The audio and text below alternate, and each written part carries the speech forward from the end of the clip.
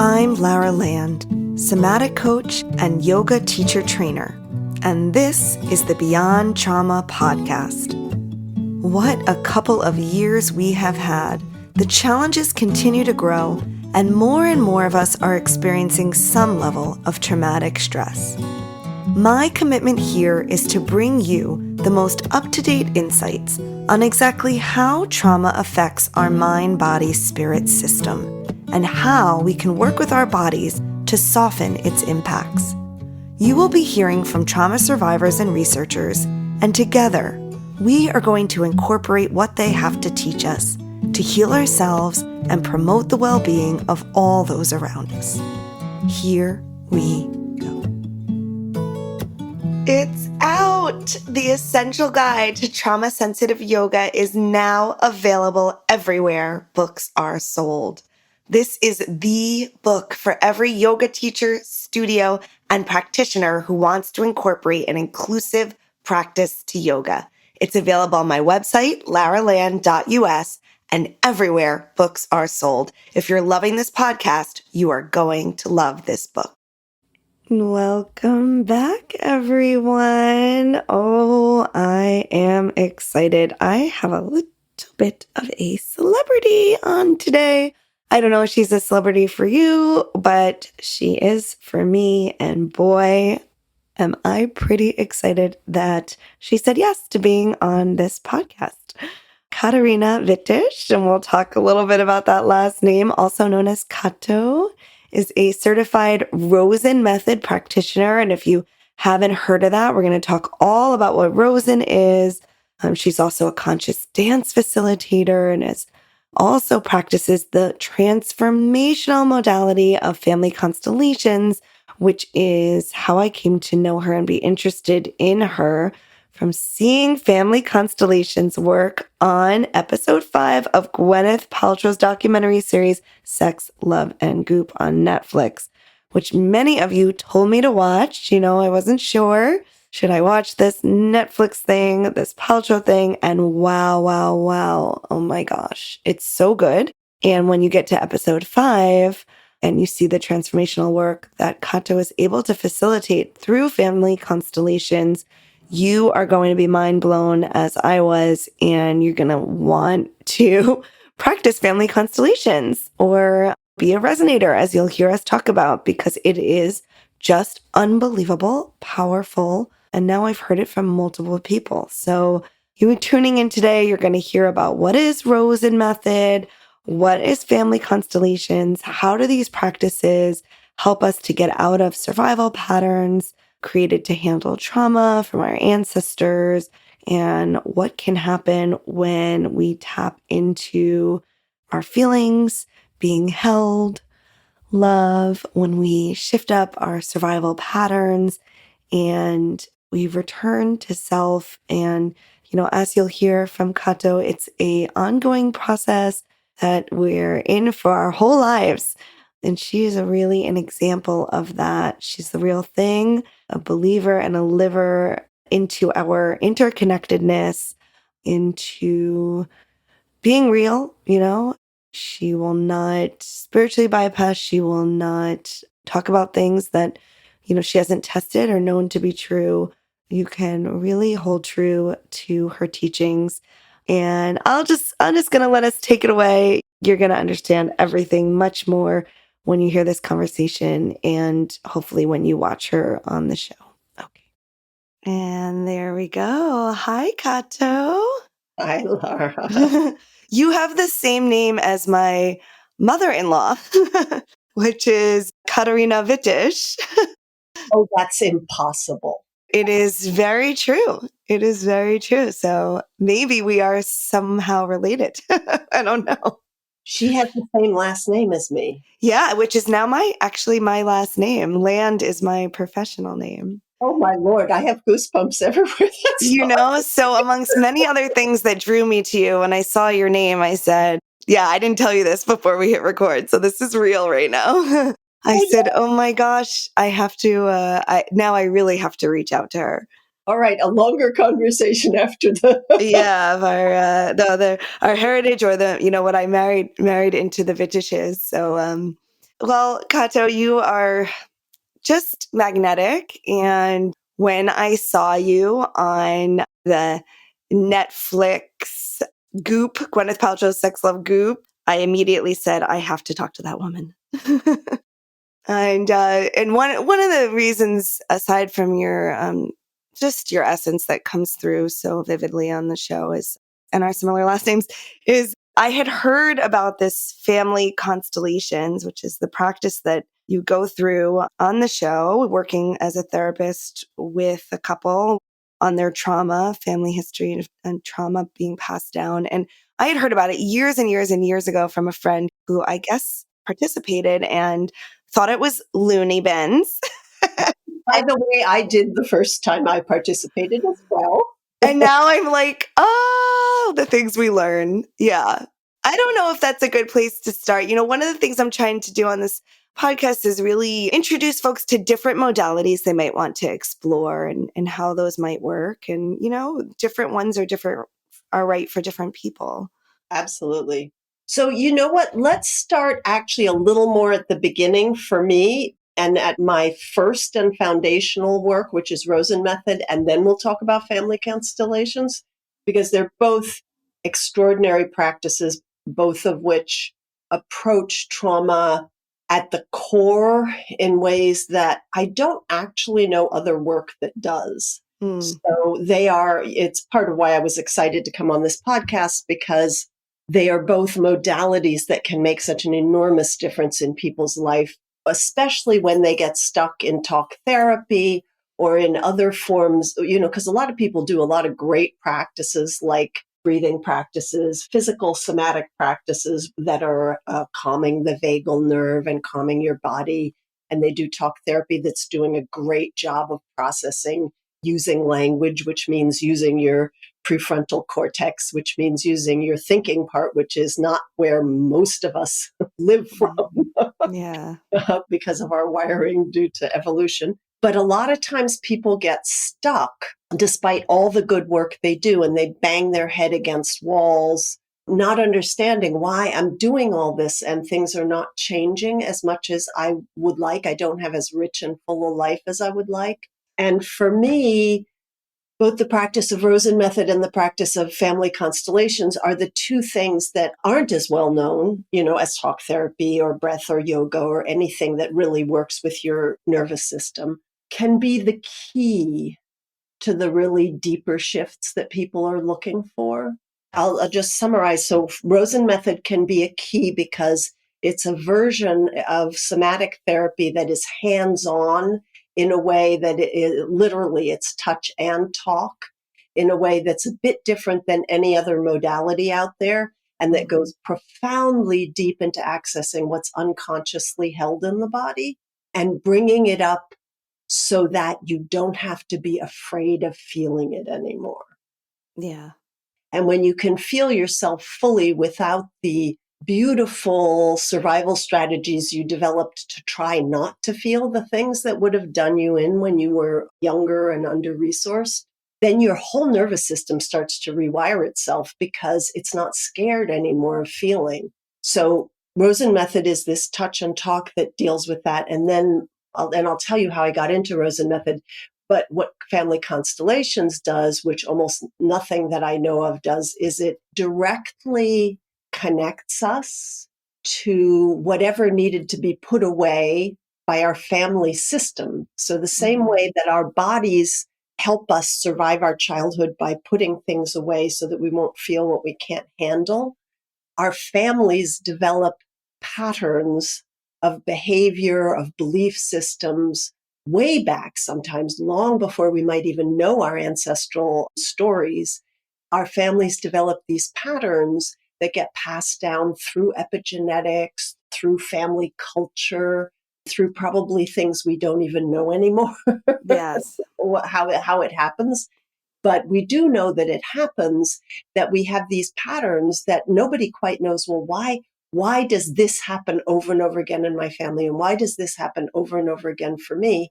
And it's the same as what we work on in the body with Rosen.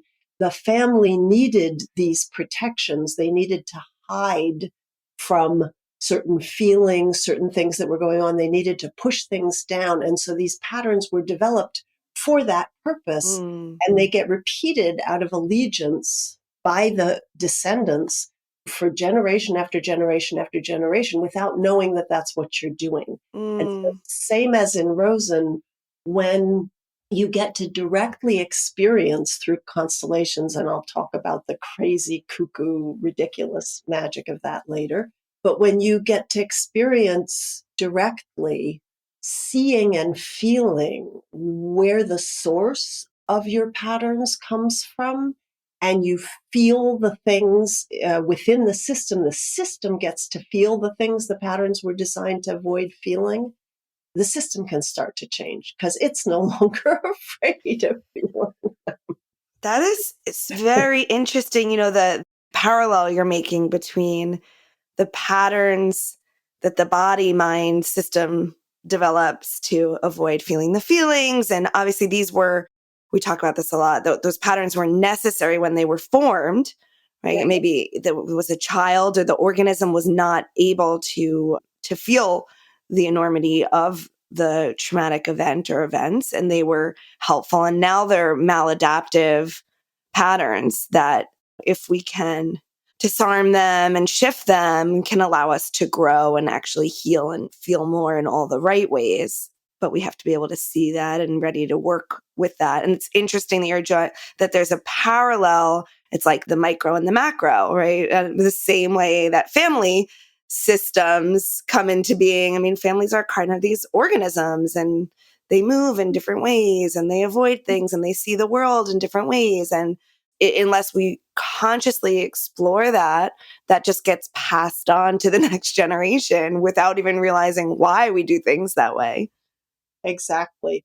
And I love the language you used, which I'm going to forget the exact words you used, but sometimes people demonize these survival strategies and say, when we get rid of them, then everything will be better. And you used some very inclusive language around it, which is, I think, essential, again, in both Rosen method and family constellations, is that the very survival strategies that are maladaptive now can actually become resources once you see how they work, Mm, once you feel them. So I'm deeply invested always in helping my clients recognize that any really profound healing work you do for yourself is about integration and incorporation, not letting go of and getting rid of, because that's resistance, and resistance does not benefit us.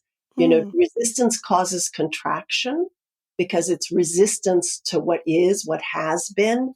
And always we're looking for ease and opening, for flow to come in. And flow means, let's say you have some pattern that your family had to do for survival. When you do a family constellation, what happens is, instead of you being in push and pull with your ancestors, you come into alignment and integration with them in a way that gives you choice now.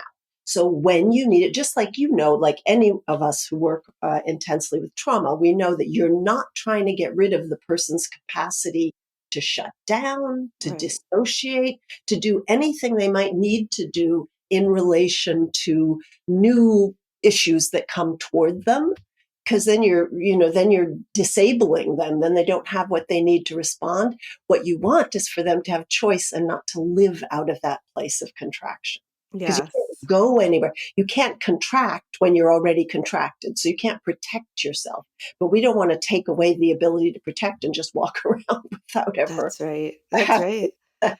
And then Right? you'd be surprised how many people in the kind of wellness and spiritual spheres think that it's about just like eliminating boundaries and contraction, where I've always felt it's about being able to work with all those flavors and textures, and not to be this kind of completely open Right. thing with Ascended. This ascended being who is no longer human and doesn't need, to be yeah. human, which is where we ebb and flow. Even our heartbeat is like the heartbeat of the universe, like the ebb and flow of the waves. If you can't ebb and flow, you're not really fully living. If you can't have as much expansion and contraction as possible, you don't have a rich life.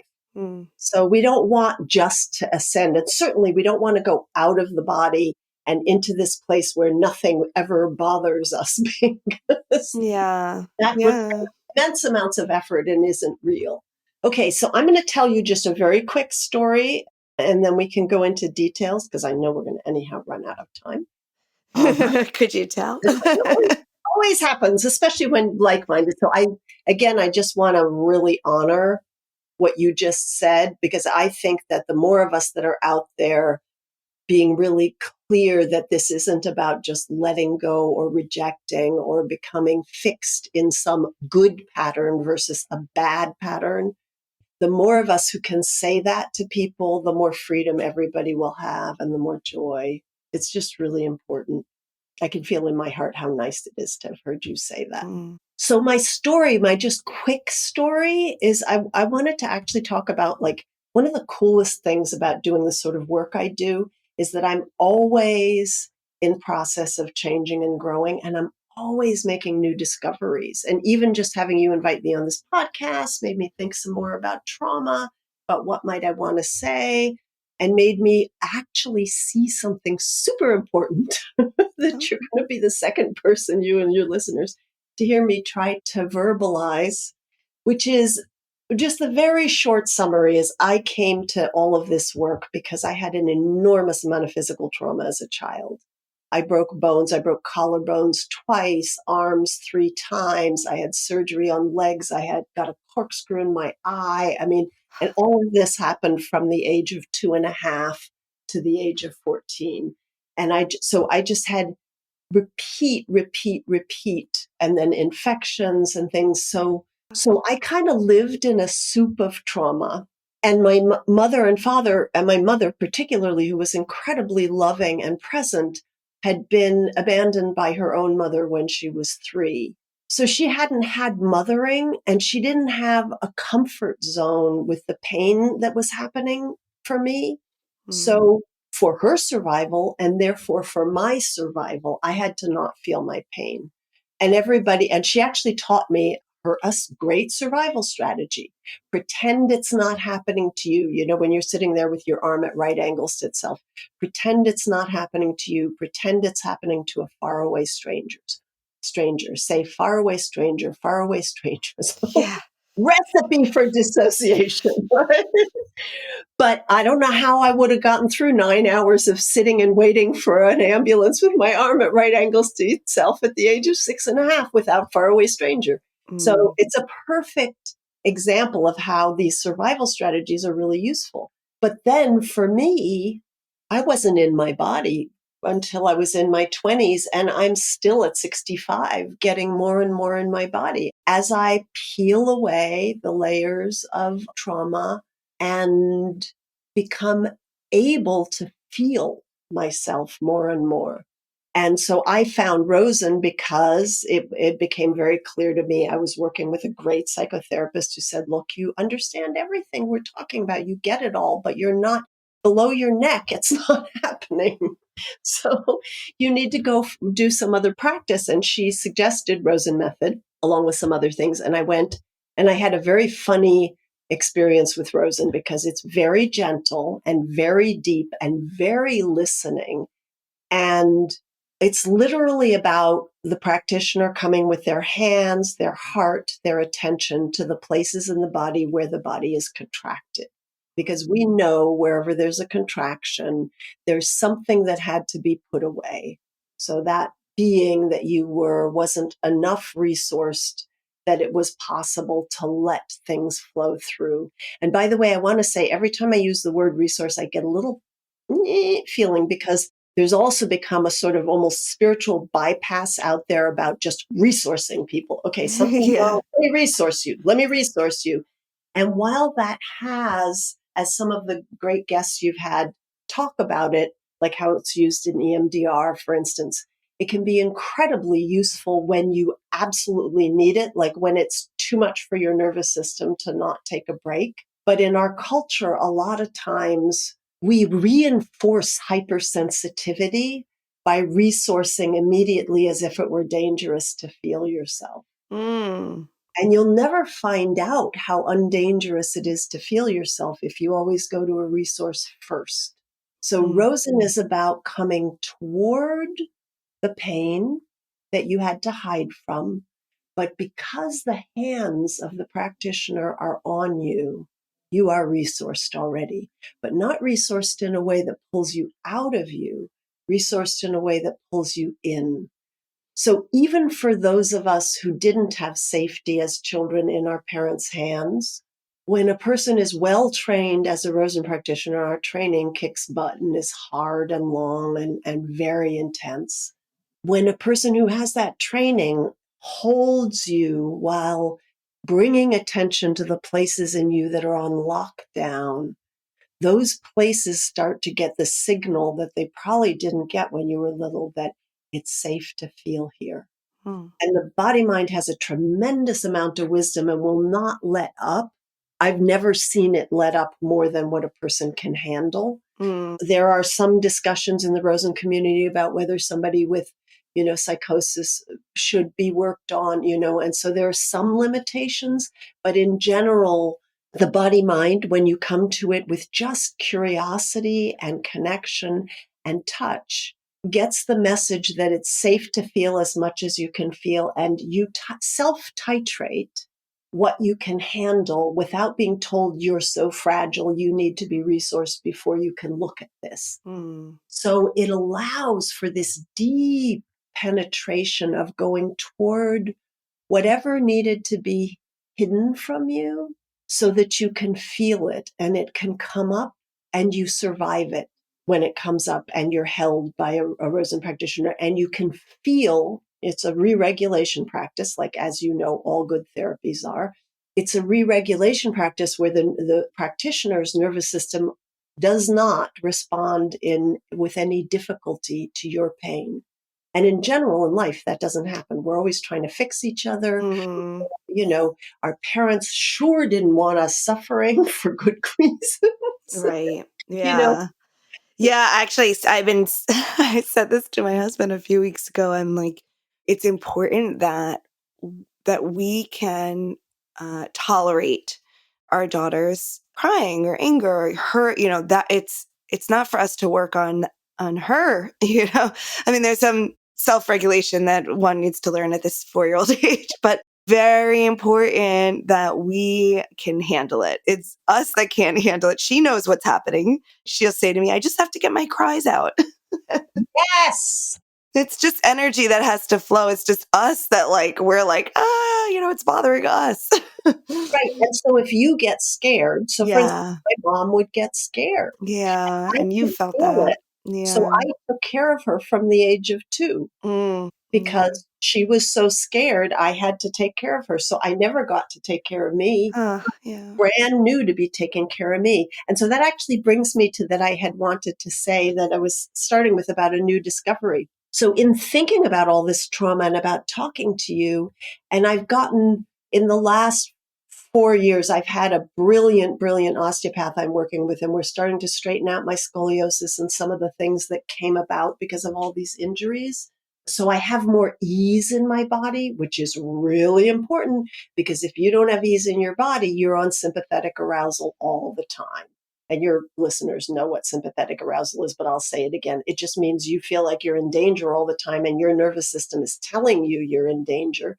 And getting out of that cycle is very hard if you have chronic issues Yes. came about. Yes. So as I get stronger, I'm really lucky that I'm getting to see things even more intimately than I could before. So for instance, I'm finally acknowledging how much pain I've been in my whole life, how much pain I'm still in, how much in Mm. pain I'm likely to be in until I die, how scary it was.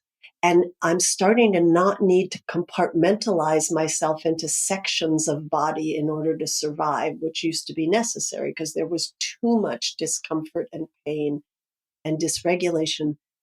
But what's happening as I'm starting to really not be avoiding any form of pain, and by that I mean physical and emotional, I've suddenly started to be aware that I can feel comforted by myself and by others in a way I could never feel comforted. Like I would let in comfort just to the survival degree, and then I had to shut down because that's just too much to even take in the promise of ease is too Mm-hmm. much.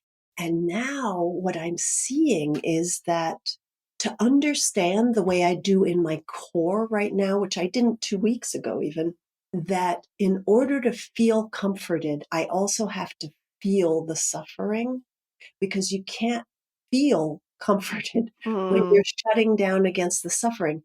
And in a way, I think I used to think it was like a 1-2 thing, like, okay, when you really have felt your pain, then you will get to feel comforted.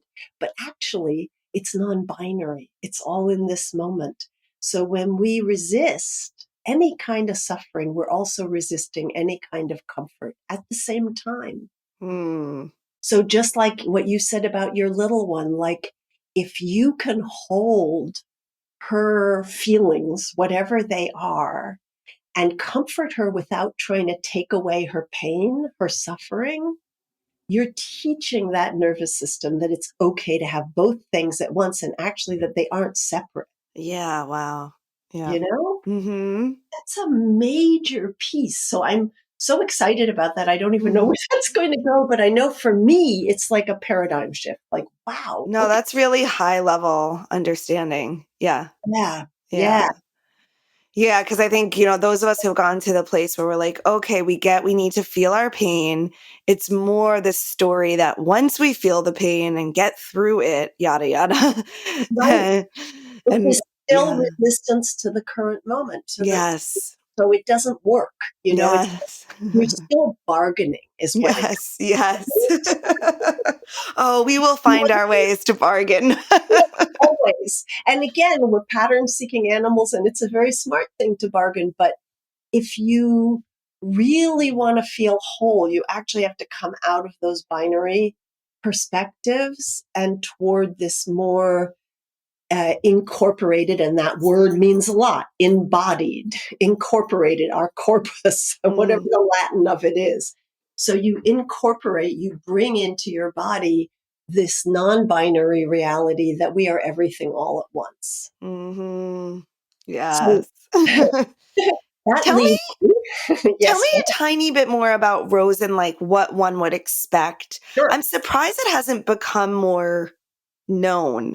It's like people go to talk therapy and then people go to somatics or whether yoga, but I'm trying to imagine it all in one. And Yes, actually, it's incredibly sad that it isn't more well known. And I can kind of tell you some of the reasons, but it's really tricky, the whole thing, because of the way we are set up in our country, where psychologists, if they want to learn how to work with people as talk therapists, aren't supposed to put their hands on anybody.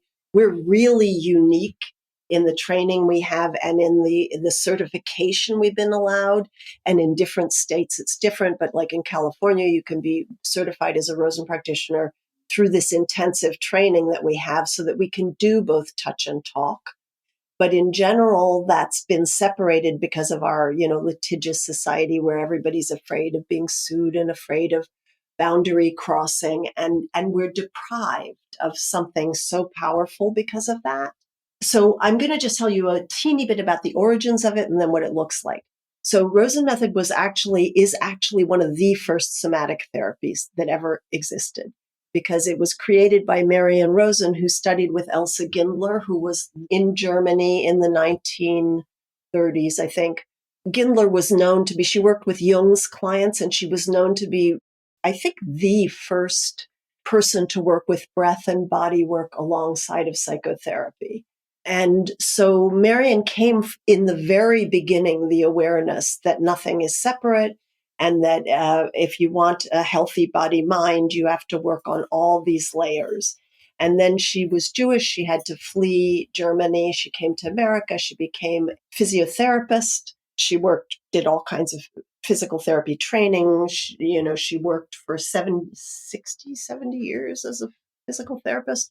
And as she was working on people, because she had this training, what she discovered is that she would work on people on the physical level, and the people who went deep with her and talked about emotional things that came up as they were working on the physical level would get better and wouldn't come back for the same things.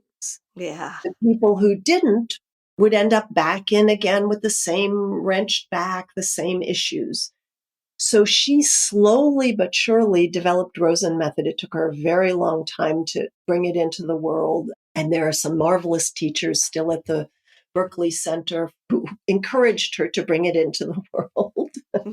So you can still study with her, go experience from the people who work with Mary. And I'm really lucky to have done my training with her, as well as with other wonderful, wonderful, wonderful teachers. She lived till she was 97, and she was teaching and working on people till the very end. And her capacity, or 2 months before she died, and her capacity to see and feel and help people move toward what was stuck in them was just astonishing. And so what a Rosen method session is like is essentially that you lie down on a table covered with a sheet, preferably partially undressed, like in a massage, but it can also be done through clothing. And the practitioner comes with their hands and their words to your body. And they look to see, where are you holding?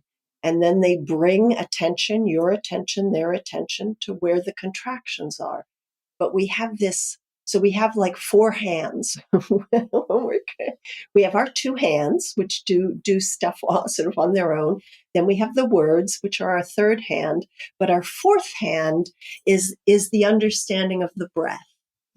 As you know, the diaphragm is the muscle that contracts immediately when something's too much for us. And then everyone's diaphragm has different. So I believe it's the only muscle in the body that is completely independently wired to both breathe itself and react to emotional nervous system stimuli. Mm-hmm. So it's the massive regulator of the body. Marion used to call it the muscle of grace, because she said, if you don't have a swinging, loose diaphragm, you can't feel grace. You can't feel connection with the universe. So the more restricted our diaphragm is, the less we can feel ourselves in the world and our connection to everything else. What a practitioner does essentially is come with attention to what your breath is doing as we hold these contractions. And the breath does all kinds of different things that tell us we're approaching something really difficult, tells us how to hold it, and then tells us when we're right on it, and tells us when it starts moving, and tells us when to shut up and just let the client feel what they're feeling, and tells us when to use our words to be curious and elicit out, can they go further toward what they have needed to put away, but they desperately want to feel. They just don't know they want to feel it. And what happens in a Rosen session is you have muscular release, but you also have profound and deep connection with yourself. And sometimes that connection comes along with stories. So sometimes we really investigate what happened here. And sometimes very specific, like my first ever session was something where my first real accident was, I was 2.5 and I was riding on the shoulders of my father, and he fell downstairs and I fell down with him and broke my collarbone and hit my head and did probably all kinds of major damage. And the thing that came up in my Rosen session was just, I should have known better than to be playing with that bad, bad man. So much juice in that, right? So when your little one speaks, it's amazing. But sometimes you don't ever even know. But what you know is that the feelings, you don't know the story, you just know the feelings come up that are hidden in there. And when you feel the feelings, and they don't kill you, because somebody who's unafraid of your feelings is standing there holding you, resourcing you, hearing and seeing you, you stop being so afraid to feel. And one of the things, I listened to a couple of your podcasts because they're all wonderful and fascinating. But there was actually something I wanted to say about the EMDR one, which I think EMDR is fabulous, the way that it rewires the body mind. But there was a thing about needing to do regular practice. And I also agree that regular practice of rewiring is really, really wonderful and important. But in Rosen, what happens is when you feel in any incident that it's not going to kill you to feel your feelings, when it's no longer a survival threat, your whole nervous on that level, on that Mm-hmm. really profound, nobody fixed you level. Nobody resourced you. Nobody changed you. You touched what you were scared of. You then start to be able to do that bit by bit everywhere else in your life. So as long as Mm. you have regular Rosen sessions that are reminding you that it's okay to feel this and it's okay to feel that and it's okay to feel anything, daily life becomes a practice that's telling you more and more it's safe. It's safe. It's safe to feel me. Yeah, I was wondering that. I was going to ask you, like, how off, if it's, I imagine it's kind of a both and, it's like sometimes we have these kind of breakthroughs that, like, suddenly we see, like, we can touch feeling and the world is almost just completely different within one session. And there's something about just that repetition that helps us to not go back into old patterns at the same time. You're absolutely right. So it's a both and it's really individual. So Mm. for some people, one session a month is like all that they're going to tolerate. And for some people, every week is really necessary. You And know, I'm also wondering about transference. I know you're saying like they're coming to it on their own, that they realize they can go there. But I'm just imagining, I don't know, something in me is feeling into that some folks might become attached to you, to the practitioner, that being held in that way. And do you see it? Do you see transference? And how do you deal with that? well, absolutely. Don't we all know that transference is one of the most powerful healing when we talk about Mm, re-regulating is just transference. Transference has these little bits of like some kind of judgment in there. mm, But but every one of us, unless we had a mother who was completely supported and lived in community, like in a way that just doesn't happen in our societies anymore for I think almost anyone, certainly not in Western societies where we're so fragmented family wise. Most of us need some remothering, yeah. whether it's by a father or a mother, it doesn't matter. I'm not, it's not a gender specific thing. But our parents were mostly on total overload doing the best that they could. So transference, and there are tons of studies done. I think one of your people I listened to was talking about how the studies, show that actually it doesn't matter what modality you do of talk therapy, makes no difference at all. It's about the relationship with the therapist. Yeah. However, where transference, and I think, me personally, I think it's the same for every single modality. Transference has only a problem if the therapist is attached to the importance it gives them Mm-hmm. or to the emotions it gives them and mistakes it for something personal where it is not. So actually, Marion was wonderful about that because she was so funny because she'd be in her 90s and she'd be working on a man and he'd get an erection and she'd go, "Oh, how sweet. That's not about me, you know? Or she'd say, "You have these feelings of love and they're about me, but they're not about me. You don't know me. You're being held the way you need to be held." In Rosen, a huge proportion of our training is about specifically that. And your question's a beautiful question because I think transference is probably even stronger when touch is involved Yeah. than when just talk is involved. So, because, again, it's not just your prefrontal cortex involved, it's your whole body, it's your deepest neuronal wiring for survival involved. And you start to have ease and comfort. But Rosen practitioners are really well trained to not be attached themselves to that and to not need the client to be anything, to be good, to be okay, to love them, to be appreciative of them. So sometimes you have to hold people in anger for a very long time. Mm-hmm. Sometimes that's been the least allowed thing. But so I think transference, I think nearly everything is about the practitioner has to do their own work, Yeah. you know, Very or, true. but connection. I mean, that was another thing actually. We're jumping around a bit, but because every question you ask brings such good stuff. One of the things I wanted to say was also about in your conversation with the EMDR person, you guys were talking about the importance of community and the importance of connection. In Rosen, you're receiving a kind of connection that re-regulates in a way that I don't think you can get. I mean, I can do Rosen over the internet. You're not quote unquote supposed to because it's body work, but I can read people's bodies. I can feel people's bodies. They can feel me. But it's so much better when there's touch involved, because that's what hundreds of thousands of years of evolution set us up. I mean, we spent most of our history as humans living in tiny communities of 15 to 20, 30 people, sleeping in the same caves, curled up with each other, knowing each other inside out. We were meant to be co-regulating all the time, and we don't live that way anymore.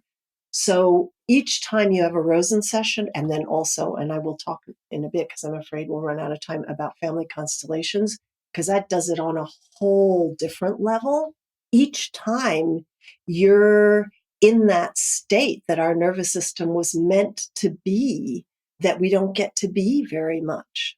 I think we're desperately missing touch, so much so. And since the pandemic, I mean, I see it in myself that I kind of like been retrained, to have more space. And I'm trying to consciously like, disrupt that because I'm not hugging as much as I used to. And I can definitely feel that, I don't know, in myself, that it makes the body sick. Like it body really wants to touch.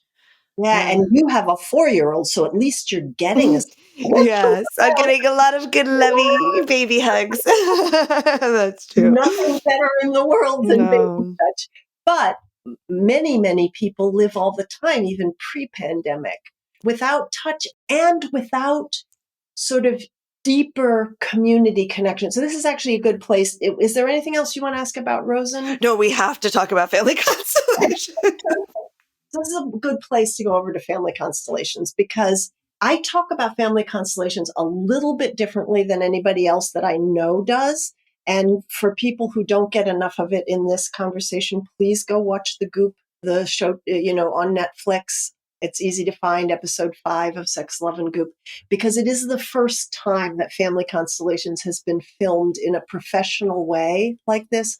Whatever anybody thinks of Gwyneth Paltrow, her courage and exploration in putting this out in public is really quite amazing, because it is nuts. Yeah. It's just nuts. It changes the entire world perspective when you participate in it. And the community part of it, and I'll describe exactly what it is that I believe it takes us into a interconnection within community that is probably a lot like what our ancestors before Western civilization, patriarchy took over and started making us hierarchical and warlike and disconnected. Well, that's a whole nother podcast. But in what is documentable now to have been most of human history, we lived together in ways that we were probably so attuned and resonant with each other that in ways that we can't even imagine now. Because if you just lived with the same 30 people your whole life in full connection all the time, your nervous system would become interlinked with theirs. I mean, there are plenty of studies that show that even now, couples, if you isolate them and prick one, the blood of another shows response to the we're so not separate in the ways we think we are. In family constellations, we directly get to experience that. And we also directly get to experience that time is not linear the way we think it is, which, of course, quantum physics tells us, but we don't know what that means until you experience it. So I'm going to start by saying I am the world's biggest skeptic about everything. And the reason I'm a family constellations facilitator is because the first times I had it happen for me that I went to it, it was so woo woo and so nuts that I was like, okay, so people are faking this. So the only way I'll know whether it's being faked or not is if I actually am the one doing it, because then I'll know I'm not faking. So, And I don't know what your time is like. I have a little time to go over if we have okay. to. I would really love to know about the resonators and, like where they come from. And I was trying to picture myself as one. And for the audience, you'll understand this in a minute when Katja explains like who the resonators are. But I was wondering if I were a resonator, if like, I probably would be so in my mind thinking, is this really coming through me or am I making this up? Like, I don't know if I'd be able to do it because of that. So actually, nearly everybody who comes to do it thinks that. Okay. And it is healthy and important to keep some degree of, is what's coming through me, or where does it overlap with me is actually the more accurate question, because almost always it's that it overlaps with you. In my perspective, we get chosen to resonate because there's something in it for us in that particular resonance. Mm. And I should explain what resonance is, but I will tell you quickly a very funny story.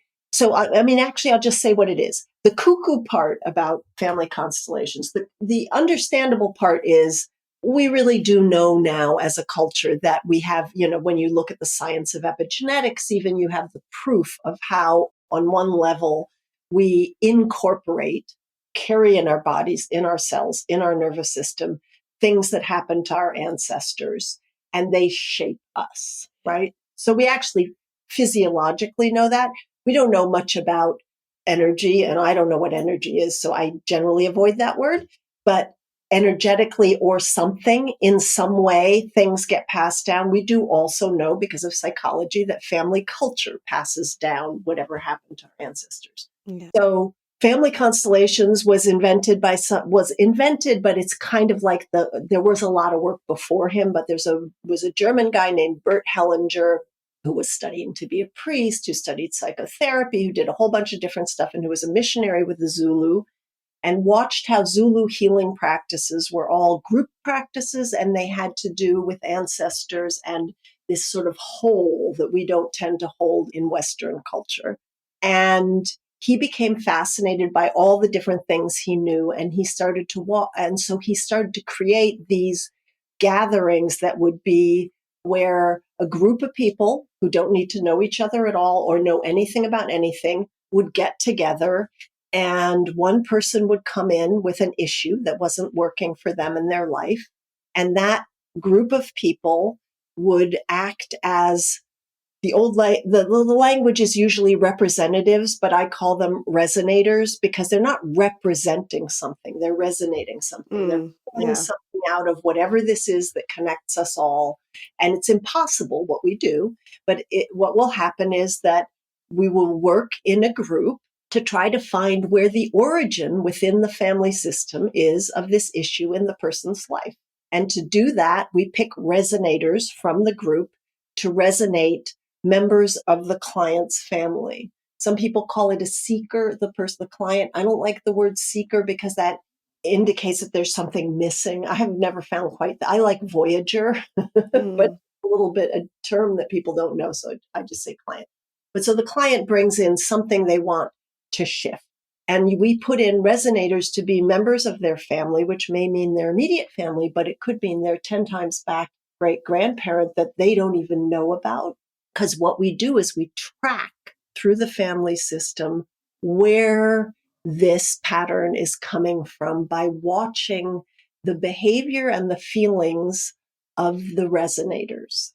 And no one can explain exactly how or why this works, but utter strangers can accurately present to a degree that is mind-boggling your parents, who they never met, your great-grandparents, who they never met. And how this happens, we don't know. There are many different words people give to how this happens. I use the word the field, which is what we often use because it's a little bit undefined, because I think we don't know what it is or how this works. But what we do know is that things come through you that are not yours. So you'll be standing there and you'll be the mother and father. And by the way, I work differently than many people. It's slower, but for me, it's deeper because the question you asked, if you were put in to be the mother or the father, how do you know what's your own stuff? What's your ideas that get in the way? Well, we as pattern-seeking animals are incapable of having any experience that we're not trying to interpret. So if we know a lot about who we're being or the story, of what the person wants to work on, or what we're going to have ideas. So if you put in the mother, you're put in to be a mother, and you're having certain emotional experiences, you're going to interpret it through what your experience of mothers is. That's going to alter a little bit how you present what you're experiencing. But if you have no idea who you're being, you don't know what subject you're working on, you don't know Yeah. anything about it, your interpreting mind, your prefrontal cortex can't get in the way. So you just have to follow what's coming through you. So what will happen is you'll put in the mother and father, and the mother will turn away, turn her back to the father, refuse to interact with him at all, and will not look at her children. And then you'll go, okay, something's wrong in this picture. Like if the client was her child. So we've put in a resonator for the client, a resonator for the mother, a resonator for the father. And then we watch the patterns that happen. They don't know anything about anything. And, something like 80% of the time, probably what the client sees happening in the room coming through these other people is exactly what they've known, and then all the things they didn't know, but it's very accurate. Sometimes, and often as we peel layers deeply, so if we do more than one family constellation for you, like for instance, the father may show up in the first constellation as a rigid military man, who just refuses all emotion. And then when you've worked through that part, the next constellation, we actually had this happen, could be the father shows up like a goofy child who has no idea how to be a father, doesn't want to be a father, just wants to play. And you've just gotten down now to the father who had to be that military man in order to reject the part of him. Yep. So you're Wow. working on these different layers. Yeah. So to return to the practice of resonance, which is, so I think in constellations, one of the most beautiful things about constellations is that having your own done is incredibly powerful, but being a resonator is equally powerful. It changes you deeply and profoundly because you are going straight into whatever this is that connects us all, the field. And you are seeing and feeling things that are not your patterns, that you know nothing about sometimes. Because, for instance, in my constellations, a woman can resonate a man. And you get to see that actually on the Goop shoot, which is amazing. A woman gets picked to be a father. She doesn't know she's being a father. She gets up there and she starts moving her pelvis like a man. And she walks around and goes, I'm a pirate. And she's totally, and the father I won't give too much away, actually. Go see it. It's so good. It is so good. Yeah. It's I'm going to link it and all that. Yeah, it's so crazy wild. So that alone, think about your life. Your life is like a palette that you paint from, and you have only certain experiences. Every time you resonate, you have an experience. Sometimes they're familiar, kind of, and sometimes they're utterly unfamiliar, but they expand your palette of experiences. So I'm going to give a example that still always makes me weepy because my best friend, someone I loved very much, was one of the first people who was with me as I was developing my skills as a facilitator. And she resonated in the role of a father who was very narcissistic and just did what he wanted, didn't care about anybody. And she didn't know this, but she got there. She was just pumping her pelvis. She was like, I make children how I want. I F what I want. I do what I want. I mean, she was just, and when she came out of the resonance, she said, that changed who I am, because her whole life was about taking care of everybody else. So to feel what it was like to be a being who was only about themselves was just mind-bogglingly wonderful for her. Not that she wanted to be that, but it Yeah. gave her, so resonating is incredible. Now I'm going to tell quickly that resonance story just because I think that everybody who's scared of doing it, I just want everybody to know you don't have to believe it. I have a literal rocket scientist who is one of my most favorite part of my constellations family, because he would just come and start talking about the physics of it and how crazy this was. And now he's just a great resonator. And he doesn't, he, like me, comes from the same perspective. Science will someday catch up and explain what this is. But Yeah. when you see it happen over and over and over and over again, you're actually being unscientific to deny it. However, it's super important to hold your interpretations of what you see in a separate way, in a very light way, because interpretations are all prefrontal cortex action, making sense of a pattern. And because this is why your question was wonderful, we are individual humans who have our own neuronal patterns through which we interpret everything.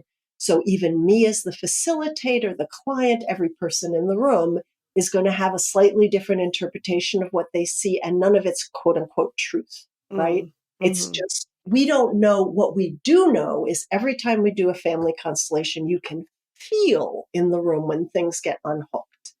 You can feel when the family system changes. You can feel the flow come into the field and you feel it in you. And that's the important thing. The Yeah. interpretations are not half as important. But to go back to, let me do one more thing so I don't forget it, and then you can ask me questions. So to go back to resonating, I still remember one of my dearest friends has become, because this is part of what happens is your constellations community becomes not just friends. They've resonated your mom, your dad. They Yeah. have felt pieces of you. They've resonated you. It's wild, the depth of connection. So this is what I think is like our ancestral connection when we all lived in a cave together, is what it's like to know each other inside this way, and with total no judgment, because this is the most non-judgmental work ever. So when this person, who then I wasn't that close to, came in and she said, "Oh, well, I'm not going to know, I won't know. It won't come through me. I won't know." So I put her in to be somebody, like I think it was a mother, and she's bending over, holding her belly. And I said something interpretive, because she's new and I'm kind of trying to help her feel into it. And I'm like, "Wow, so that looks like you're feeling pain in your stomach." "No, I am not. I am feeling," and then she went right on to tell me. And every single time I would give a suggestion, she knew exactly what she was feeling, exactly what was happening through her. That happens over and over and over again. We Wow. all think we won't know. Yeah. And we are all part of this thing that if you just step out of your own way and are willing to take the risks, it comes through. My husband, who's a total doubter of everything, the most extreme atheistic skeptic, which I pretty much am too, but boy, is he ever. And he's still, he's not sure he wants to do too much of it because it's too weird. But he knows it's real because he did it and stuff came Yeah. through him. So the thing about it is, it's cuckoo. And if you need to only do things that you can understand, you're going to have a really limited life, because our prefrontal cortex is limited in its capacity to make stories that make things make sense. And science takes a long time. So how do we know what came through an ancestor all the way back? I don't know. It comes through, you see it, you fish around to try to find what's accurate. You don't label it too much.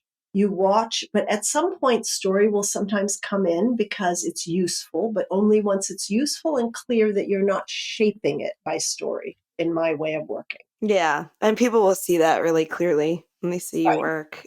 I mean, Um, you can work faster when when you let your ideas shape things, and it's helpful. I'm not saying everybody's work who works fully conscious isn't helpful. It's all helpful. Any form of constellations. Again, same as with Rosen, as long as the facilitator's not doing it for ego reasons, isn't attached to being God. It's a dangerous work if you don't find the right facilitator for you, because it looks like magic and it looks like they're doing magic. And I just want to say out loud, we're not doing magic. Something is happening. We're like directors of a scene with great actors. We're just making sure the performance makes sense and is coherent and flowing, and we're helping interpret, but we're not making it happen. And if we are, we're manipulating. right. Yeah. You know, Yeah. It's really important to stay open and in the moment.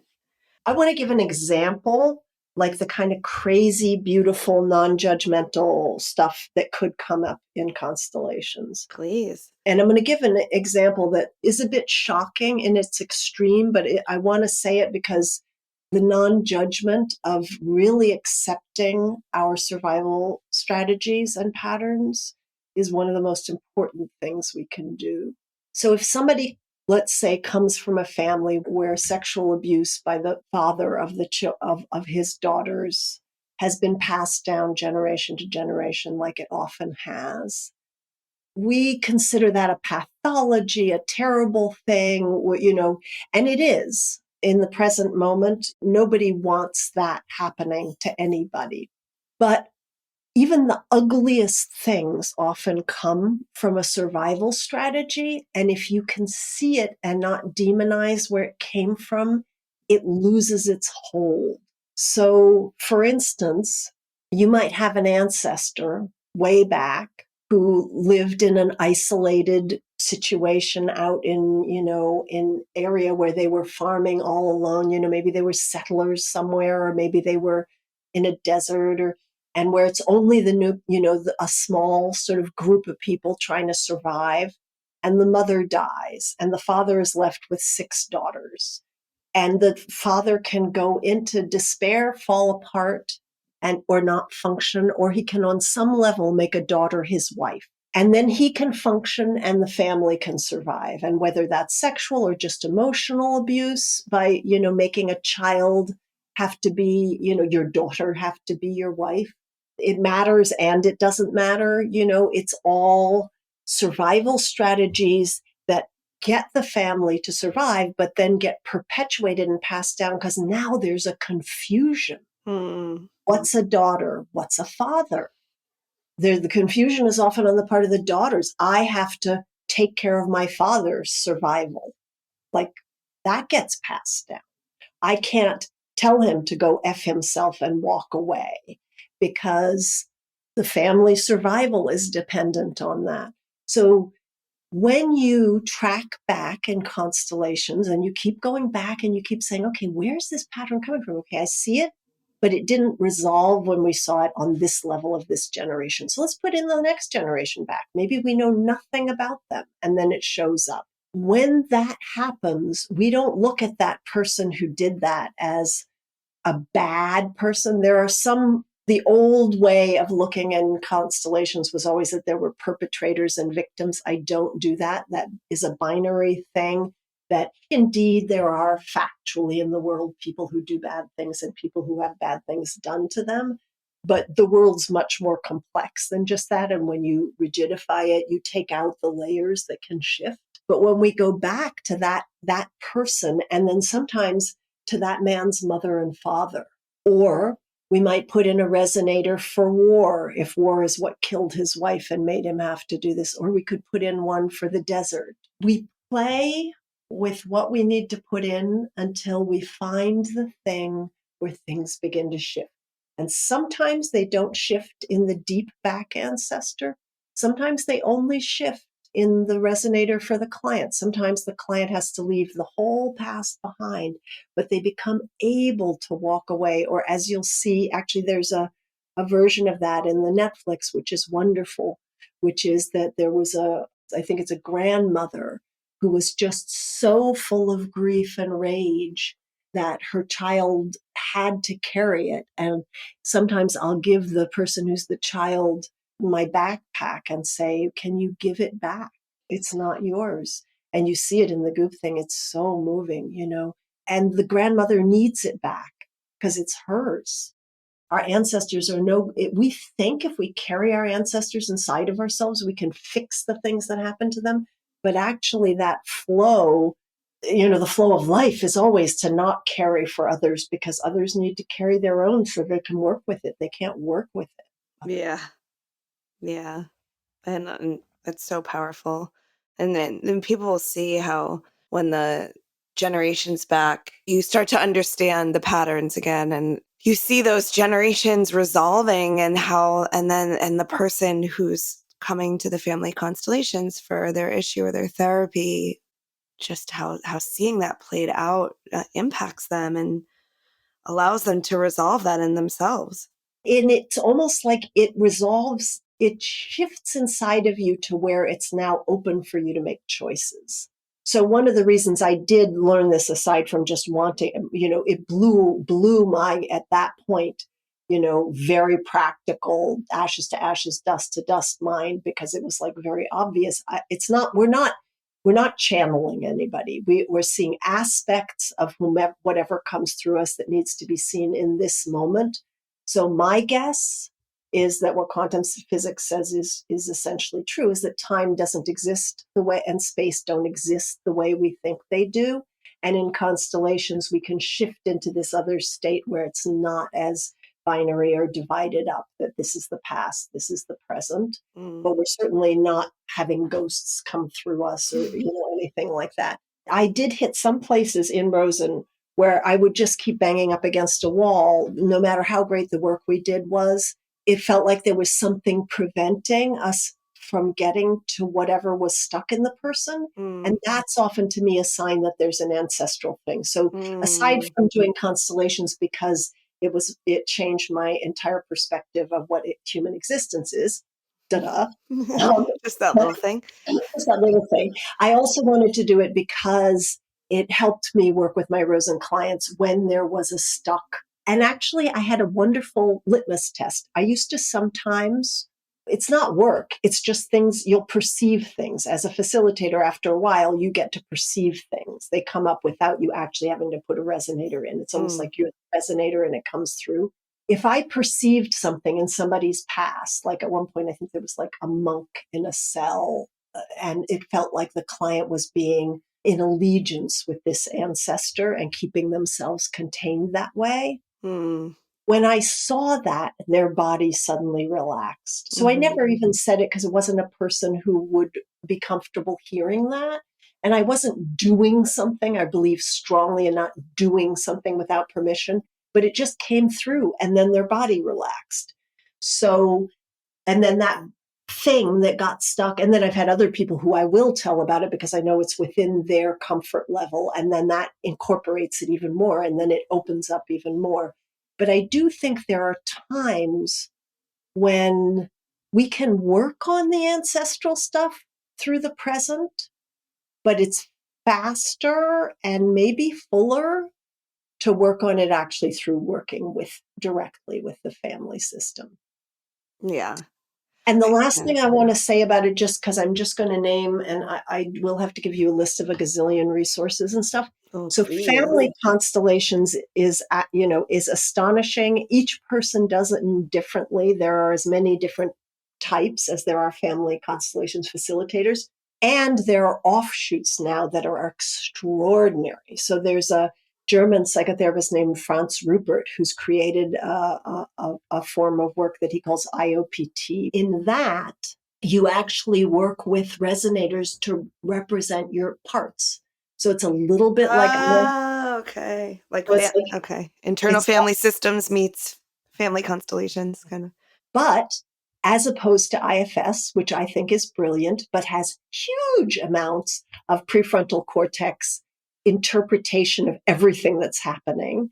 When you do it with resonators, there's no, you don't know. The resonators don't know what they're working on. So your parts don't know, oh, I'm the fireman or I'm the this or I'm the that. You Mm. just put somebody in to be a part, and that person shows you some of your most internal things that you don't want to know about. Right.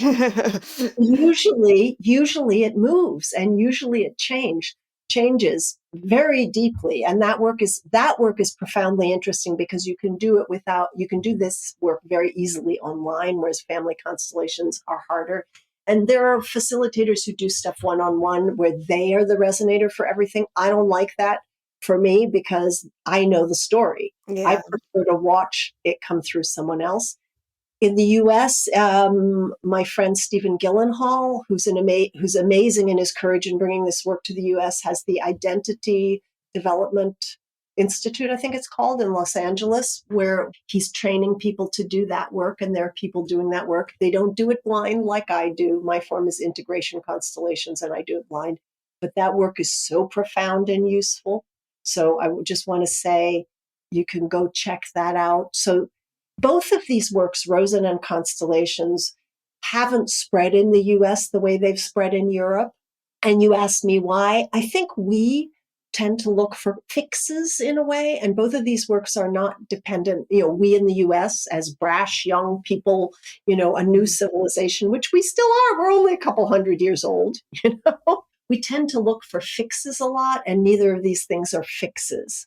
These are really the invitation to do your deep, deep, deep, deep, deep work. Yeah. And we're not always up for that. Hopefully we'll get more and more up for it because it's needed. Yeah. We're all one people, and without the deep work as a planet, we don't survive and thrive. But yeah. Yeah. And when we realize that going slow is actually you go further in the long run. When you try enough of those quick fixes, I think eventually it leads us to the deeper work. Yes. That Yes. we say, let me just do it, the right way. And And particularly both of these works bring joy right away. mm, I guess that's what I want to say that's most important is for people to know it doesn't have to be a slog. Like I think sometimes if you try to do talk therapy and you haven't done the work somatically in your body, or even somatic therapy but where nobody's touching you, you have to touch yourself or you have to move a certain way, and those things are wonderful. But I think that the joy comes immediately. Like it can come in your first Rosen session. It can come in your first resonating as a constellator. It can come. So it supports you, and I'm not saying there aren't things that are hard or bumpy. There are. Sometimes it's like you're on a roller coaster for a month after a constellation because your whole insides are being rewired. But you're also supported by the joy and yeah. the ease of it. So that's the thing. The reason it's just I really want people to understand this is not difficult. This is amazing. Yeah. Yeah. Yeah, keeping that the lightness and the joy and the curiosity in the process, as we work on ourselves. Yes, and the connectivity that just feeds, that is so juicy. Yeah. Mm. Well, I feel connected to you beyond our taking it for full circle beyond our same last names. Now the world knows my real last name. Um, and very, very grateful for your time. I mean, you went above and beyond. I'm wondering, if there's anything that you feel that you didn't get to say. I'm sure there's a lot, but that would make you feel more complete for today's chat. And if you want to just let people know your website and how to find you. Yeah, so you'll put that on. It's called rosenconstellations.com. Oh, there's a million things, but it's ongoing. But my website has a lot of videos and I did a lot on there to help people understand these different forms of work. So in addition to the the Netflix thing, go there, and there'll be a lot about Rosen, and there'll be some referrals. I need to redo some work on the website. I'm just coming out of a cancer journey, which I Mm, haven't actually acknowledged out loud till this moment, but I am acknowledging out loud. So I'm not taking new clients right now. I also have incredibly long lists of people who'd like work. But you can go to my website and put your name on my waiting list, and then you will get notifications of everything I do as I go forward. And I will at some point mm. resume a full plate, just Well, not. thank you so much for making time for me and for the listeners with that going on. Yeah, And, your commitment to really just amplifying this work. I hope that we've done something today for Rosen and for Family Constellations, because I do think that, like you've seen the podcasts or listen, see who I've had on. And this is definitely, these two modalities are not well known. And I'm glad that we've had some part in spreading a little bit of awareness about them. exactly. And so that people can go to the Rosen Institute for listings of people in all countries. There's a ton in Europe, but there are a lot in America. And there's a school in Berkeley, and there's an open center on the East Coast.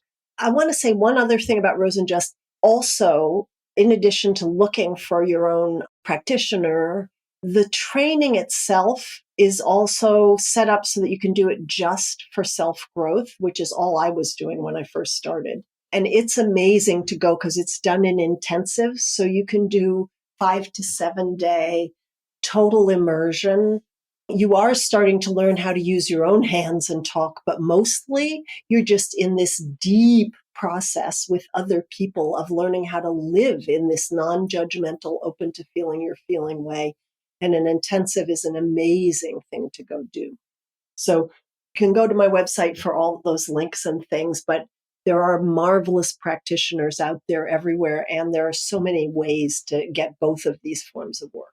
Mm, such a great point, and intensive and doing that self work that, you don't have to identify as having trauma or anything, just working on ourselves. We're all in process, and I'm going to look into that. Thank you so much, Kato. Okay, excellent. Thank you, Lara, for inviting me. This was great fun. It felt very juicy and good. Oh, it feels so in alignment.